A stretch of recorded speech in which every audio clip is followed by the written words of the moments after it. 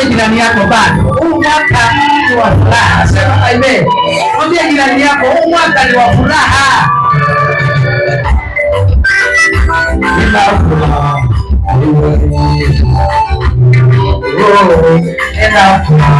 moyoni mwangu, nina furaha moyoni mwangu, nina furaha moyoni mwangu, mimi nina furaha moyoni mwangu, nina furaha moyoni mwangu,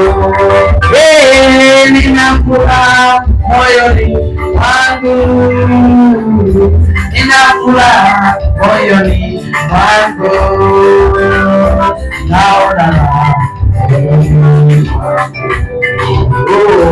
naona moyoni mwangu, mimi naona raha moyoni mwangu, naona raha moyoni mwangu, mimi naona raha. Mwambie jirani yako, raha niliyonayo sio ya nchi, naona raha moyoni mwangu.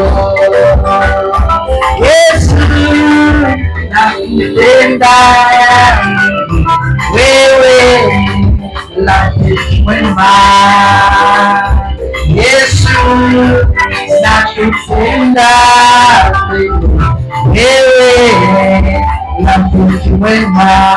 Makofi kwa Bwana wetu Yesu Kristo. Ongeza tena makofi kwa Bwana wetu Yesu Kristo. Haleluya! Naongeza makofi kwa wageni wetu. Haleluya! Ongeza makofi tena kwa mwaka mpya. Haleluya!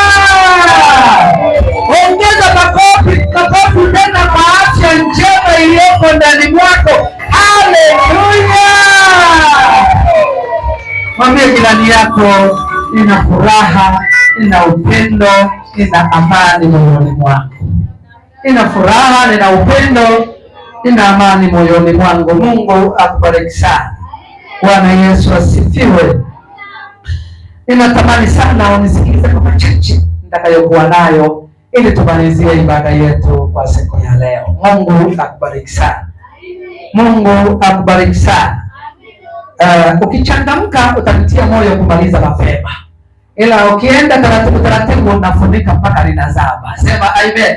Kwa hiyo kama utanitia moyo kwa ajili ya hayo ambayo yaliyopo, basi furaha yangu itatimia na Mungu akubariki sana.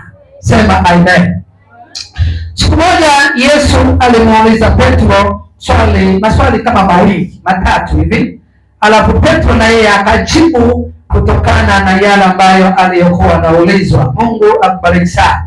Alimuuliza Yesu, Petro, wanipenda? Petro akasema, ninakupenda. Yesu akauliza mara ya pili tena, akamwambia Petro, wanipenda? Petro akasema, Bwana, wajua hata wewe mwenyewe ninakupenda. Yesu akauliza mara ya mwisho kwamba Petro, unanipenda?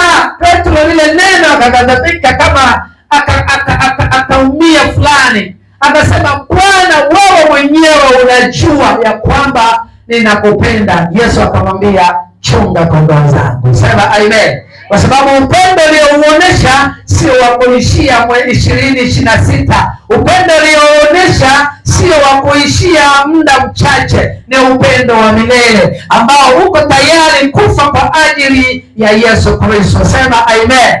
Sema amen. Siku moja Yesu alikuwa na wanafunzi wake.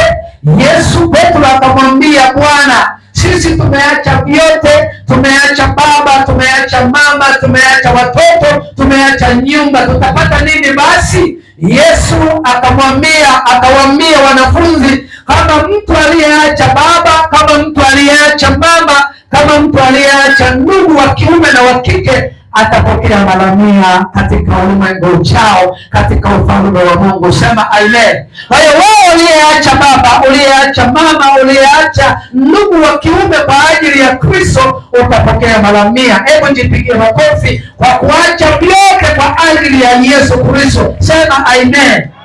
Mwambie jirani yako, mimi ni kwa ajili ya Yesu Kristo. Yaani mimi sina maisha mengine zaidi ya Yesu. Sema amen. Na ndio maana mimi ninampenda Yesu. Je, wewe? Muulize jirani yako, je, wewe unampenda Yesu? Nahitaji sana ushirika wako. Tunaonyesha ushirika pamoja, itapendeza sana. Mungu akubariki sana. Nahitaji nisikie sauti yako 2026. Mungu akubariki sana. Mwambie jirani yako, nakupenda sana.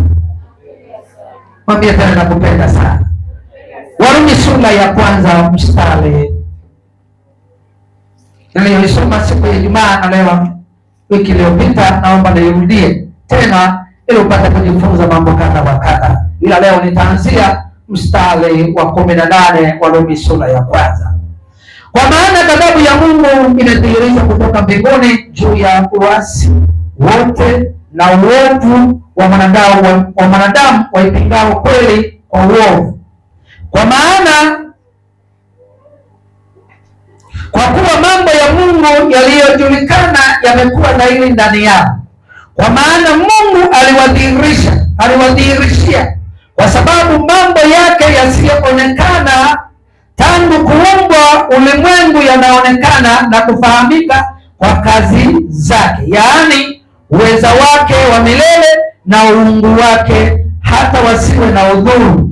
Mstari wa 21.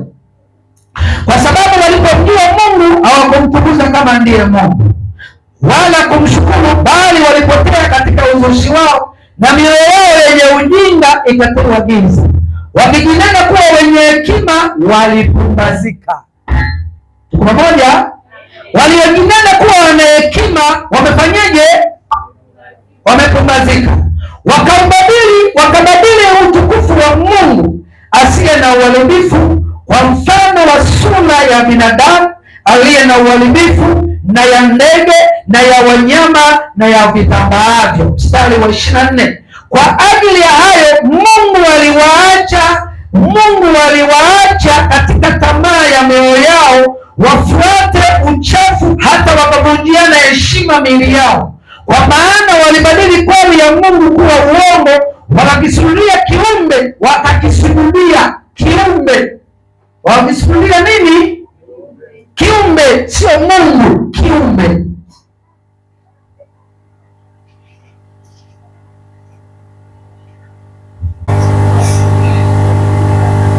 Mstari wa 25. Kwa maana wakabadili kweli ya Mungu kuwa uongo, wakakisujudia kiumbe na kukiabudu badala ya muumba ahimidiwaye milele. Sema amen. Mstari wa 26.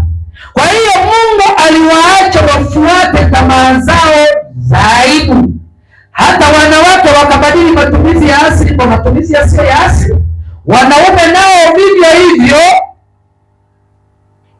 waliacha matumizi ya mke ya asili, wakiana tamaa, wanaume wakiyatenda yasiyopasa, wakapata nafsini mwao malipo yaliyo na upotevu wao yaliyo haki yao. Mstari wa 28.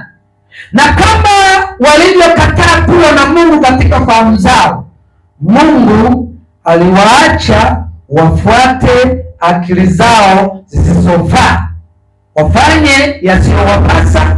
Wamejawa na udhalimu wa kila namna, uovu na tamaa na ubaya. Wamejawa na usuda, uuaji, fitina na kadhalika, ambayo waliyoyataja. Sema amen.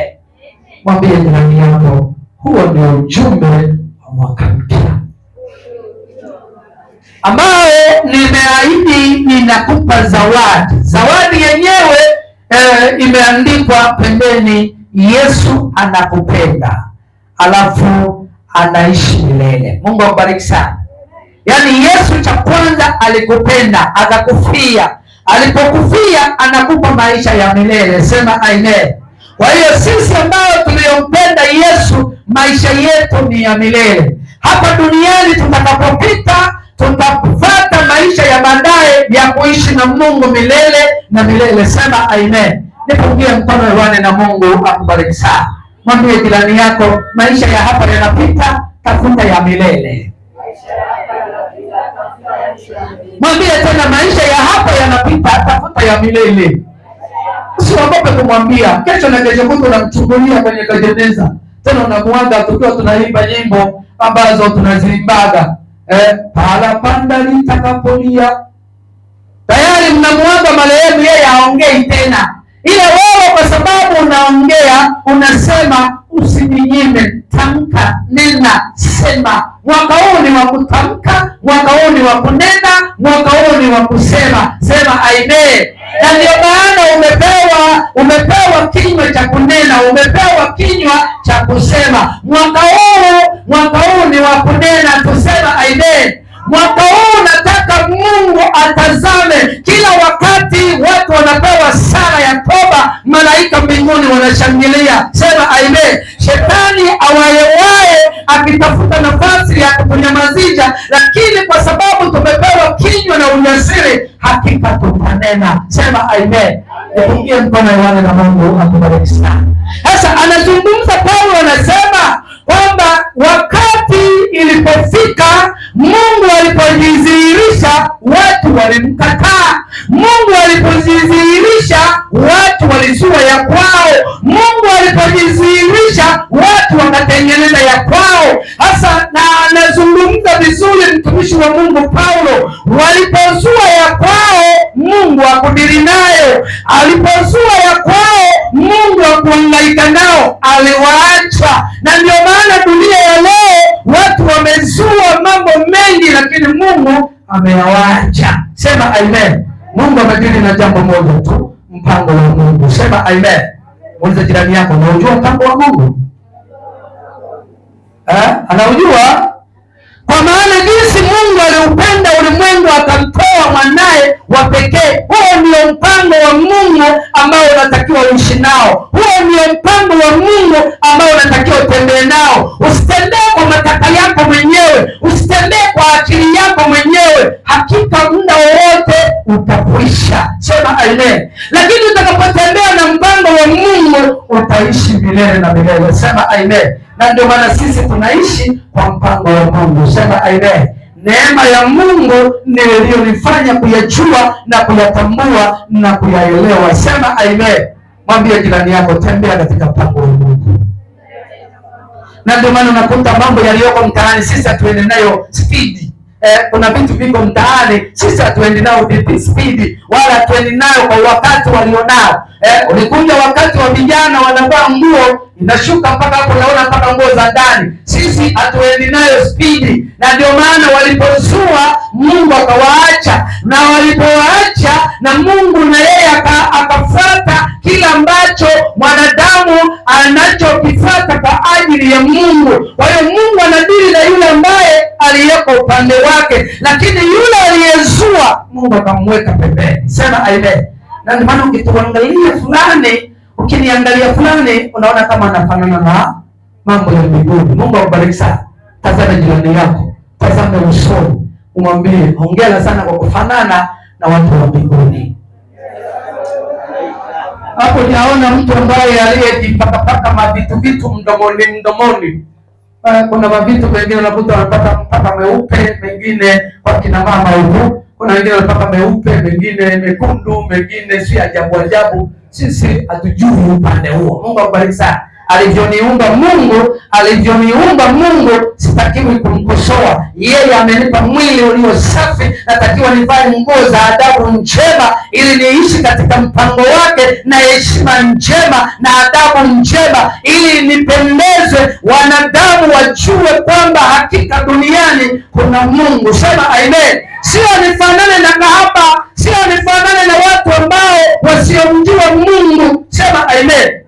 Anazungumza katika ile waraka wa kwanza wa Yohana sura ya 2 mstari wa 15 kwamba msipende dunia wala mambo yaliyomo katika dunia. Mtu akiipenda dunia, kumpenda Baba hakumo ndani yake. Sema amen. Na ndio maana sisi tukampenda Mungu, tukafuata yale ambayo Mungu anayataka. Hatujaipenda dunia, tunaishi kama Mungu anavyotaka. Sema amen. Mwambie jirani yako, hongera kwa kuishi kwa mpango wa Mungu kama Mungu anavyotaka. Hilo ndio jambo la msingi na jambo ambalo unatakiwa uishi nao. Sema amen. Nipungie mkono hewani na Mungu akubariki sana. Mwambie jirani yako, wewe ni furaha yangu. Mwambie tena, wewe ni furaha yangu. Na baada ya hapo, Yesu wakati akiwa anaishi na wanafunzi wake, kuna vitu vingi ambavyo alivyovifanya vilikuwa vina maana kubwa sana. Bwana Yesu asifiwe sana. Na wakati anafanya, kuna vitu ambavyo alivyovizungumza vikawe kama ukumbusho wa maisha yetu. Na ndio maana katika ushirika tumeshiba, katika kutenda mema na kushirikiana tumeshiba. Lakini kuna mambo ambayo Yesu aliyasema ambayo leo tunatakiwa tuyafanye ili kuonesha ushirika wa kweli. Katika ile Matendo ya Mitume sura ya 2 mstari wa 43 na kuendelea, anasema na jamii ya watu walioamini walikuwa mahali pamoja na kuwa na vitu vyote nini? Shirika. Ule jirani yako, wewe ni shirika na mimi. Amesemaje? Shirika na watu wa, ukitoka leo hapa tutakuta watu wanayumba. Bwana Yesu asifiwe sana. Tena nakwambia pisha njia mweu shenzi. Bwana Yesu asifiwe sana. Mimi ni shirika na wewe. Mungu akubariki sana. Shirika na mimi na wewe ni kwa sababu tayari umepata kitu cha thamani kuliko vitu vyote, uzima wa milele. Umempata Yesu ndani yako.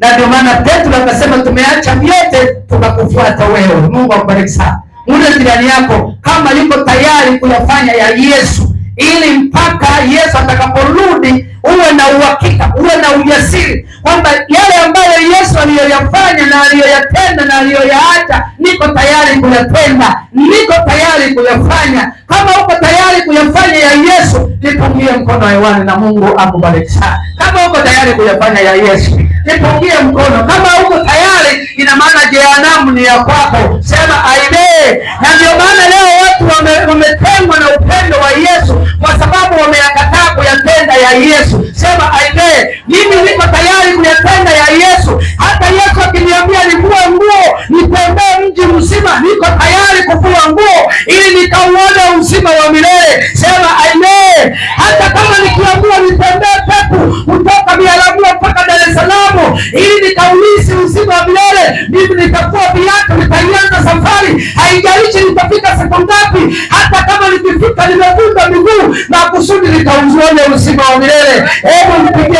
Yesu makofi na vigelegele, kwa sababu yeye ni uzima wa milele. Sema amen. Mwambie jirani yako, niko tayari kwa lolote. Mwambie tena, niko tayari kwa lolote. Mwambie tena, niko tayari kwa lolote. Naomba nikusomee katika ile Wakorintho wa kwanza sura, jambo la kwanza ambalo uko tayari kulifanya, ambalo ndio wanazungumza katika ile Wakorintho sura ya 11 mstari wa 20 na kuendelea. Amekubali ya kwamba yuko tayari kwa lolote. Kama jambo la kwanza ambalo uko tayari kulifanya, ambalo ndio wanazungumza katika ile Wakorintho sura ya 11 mstari wa 20 na kuendelea. Amekubali ya kwamba yuko tayari kwa lolote. Kama hajakubali, nyosha mkono. Kuna mtu ambaye amekataa kwamba mimi siko tayari. Bwana Yesu asifiwe sana. Kuna jambo moja ambalo limefanyika, naomba nilizungumze na naomba niliseme eneo hili ili upate kujua namna gani Yesu alizungumza. Bwana Yesu asifiwe sana. Wakorintho wa kwanza sura ya 11 mstari wa 20 na kuendelea. Nianze mstari wa 17. Lakini katika kuagiza haya siwasifu kwamba mnakusanyika si kwa faida, bali kwa hasara.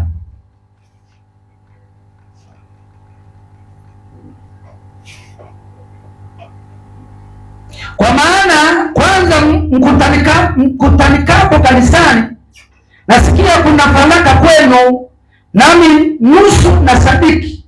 Kwa maana lazima kuwapo na uzushi kwenu, ili waliokubaliwa wawe dhahiri kweli. Mungu akubariki sana. Cha kwanza kabisa kwenye maisha yangu mimi nimekubaliwa. Muulize jirani yako, wewe umekubaliwa? Kama umekubaliwa, umekusanyika kwa faida. Mungu akubariki sana.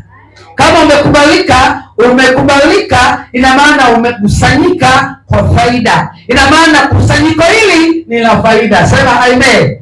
Lakini kama lingekuwa ni kusanyiko lililo na faraka, lililo ambalo halina umoja, halina ushirika, ni kusanyiko la hasara. Ndio Paulo anazungumza vizuri sana.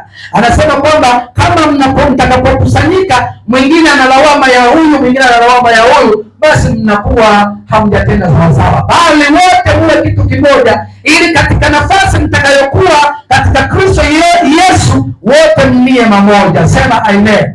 Nipungie mkono niwane na Mungu akubariki sana. Mwambie jirani yako, nakupenda sana. Mwambie tena, nakupenda sana. Mstari wa 23 niruke hapo. Kwa maana mimi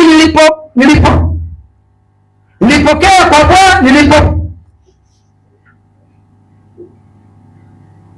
nilipokea kwa Bwana niliyowapa ninyi, na ya kuwa Bwana Yesu usiku ule aliotolewa alitoa mkate, naye akisha kushukuru akaumega, akasema, huu ndio mwili wangu ulio kwa ajili yenu, fanyeni hivi kwa ukumbusho wangu. Sema amen. Yesu wakati akiwa na wanafunzi wake, kuna mambo ambayo aliyofanya ya msingi sana. Bwana Yesu asifiwe sana. Jambo ambalo lilifanya mwili wake uliangikwa msalabani. Sema amen. Wakati akiwa msalabani, akiwa na wale wahalifu wawili, mkono wa kushoto alikuwepo mmoja, mkono wa kulia alikuwepo mmoja. Yeye Yesu alikuwa katikati ya wahalifu, lakini mwili wake ulisulubishwa, mwili wake uliteswa, mwili wake uliangamizwa, mwili wake ulifanyiwa siaka. Na ndio maana Yesu alipomkamata walimpiga mijeledi ya kutosha, lakini yeye alivumilia. Walimtemea mate, lakini yeye alivumilia. Walimfunga kitambaa, wakamfanyia ziaka, lakini yeye alivumilia, kwa sababu alikuwa anajua anatengeneza ukombozi. Sema amen. Ili ionekane ishara ya ukombozi, akasema wakati akiwa na wanafunzi wake, akachukua mkate, akaumega, akatamka neno. Sema amen. Mwambie jirani yako kwamba Yesu akatamka neno, kwamba ule mkate ni ishara. Mwambie jirani yako, ule mkate ni ishara ya mwili wake. Na ndio maana tunamega mkate. Bwana Yesu asifiwe sana. Tunapokuwa tunamega mkate, kuna mambo ambayo unakuta lazima ujue. Kuna watu wengine wanakuta tu wanashiriki meza ya Bwana, hawajui maana ya meza ya Bwana, hawajui maana ya kula mkate. Kumbe meza ya Bwana au ule mkate, Yesu wakati anaumega aliwaambia, huu ndio itakuwa ni ukumbusho wa mwili wangu wakati unasulubishwa msalabani. Sema amen. Maana Yesu amekuja duniani ili tuwe na faida. Sema amen. Faida ya Yesu na sisi ni sisi kuwa na uzima wa milele. Mwili wake kusulubishwa, mwili wake kuteswa, mwili wake kufanyiwa maajabu, sisi tupate ukombozi. Sema amen. Shika jirani yako mkono, mwambie hongera kwa ukombozi. Mwambie tena hongera kwa ukombozi. Yesu tena wakati akiwa katika nafasi hiyo, akachukua mkate, akaumega, akampa mwingine, akampa na mwingine, akampa na mwingine, akampa na mwingine, akampa na mwingine, mpaka wote wakatimia. Alafu akawaambia, kuleni. Mungu akubariki sana. Walipokula akawaambia, huu ndio mkate ambao ni mwili wangu ninaoenda kuteswa nao msalabani. Sema amen. Kwa hiyo tunapokula tunakumbuka mauti yake. Sema amen. Tunakumbuka kwamba Yesu aliteswa katika mwili, na mwili ni mfano wa mkate. Sema amen. Na ndio maana tunakumbuka mauti yake ambayo aliyofanyiwa wakati akiwa Nazareti. Sema amen. Na ndio maana wakati anaenda Yerusalemu, alipofika akautazama mji. Alipomtazama mji akatoa machozi. Watu walikuwa wanajua labda anamlilia shangazi yake, watu walikuwa wanajua labda analilia matatizo yake, kumbe alikuwa anajua anaenda analilia kwa sababu ya dhambi za ulimwengu, anaenda kusifia msalabani. Na ndio maana wakati analilia mji, watu wakachukua majani wakatandika, wakampiga mwanafarasi wakati akiwa anauendea mji ambao anaenda kusulubishwa. Na ndio maana Yesu alikufa, lakini sisi tukapata ukombozi. Sema amen. Mwambie jirani yako, ukombozi ulionao sio wa shilingi 10,000, sio wa fedha, ni wa damu ya thamani kuliko vitu vyote. Sema amen. Mwambie jirani yako, ukombozi ulionao sio wa kawaida. Mwambie tena, ukombozi ulionao sio wa kawaida. Na ndio maana watu wengine wanaichezea damu ya Yesu, wengine wanaichezea damu ya Yesu. Kuna watu waniwajabu sana. Na ndio maana nilioanza ile Warumi anazungumza kwamba walipomkataa Mungu, Mungu aliwaacha wafuate akili zao. Na ndio maana leo kuna imani za akili za watu.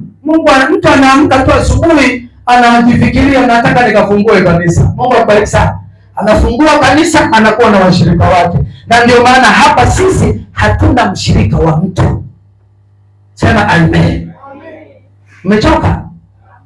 Kama hujachoka nipungie mkono. Hata amea moja sitaisikia. Mungu akubariki sana. Au wewe ni mshirika wa mtu? Kama kuna mshirika wangu hapo, naomba nyoshe mkono. Hakuna mshirika wangu?